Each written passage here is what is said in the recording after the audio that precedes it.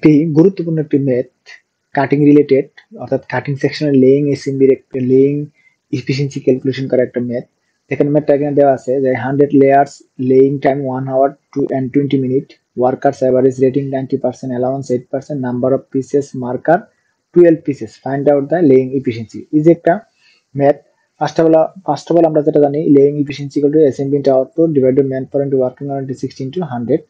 দেন হচ্ছে আমরা যেহেতু এখানে লেইং টাইম দেওয়া আছে 100 লেয়ার্স লেইং টাইম, সো এখানে 100 দ্বারা টোটাল মিনিটকে 100 দ্বারা ডিভাইড করলে পার লেইং টাইম আসে 0.8 মিনিট।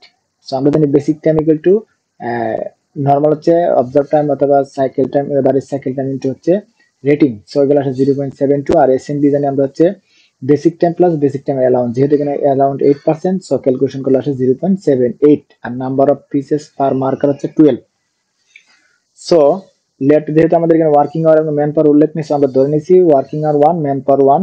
সো লেইং এফিসিয়েন্সি আসে 0.8 ইনটু আউট, অর্থাৎ SMB into output divided 1 into 160 into 100 divided 16%, অর্থাৎ আমার আছে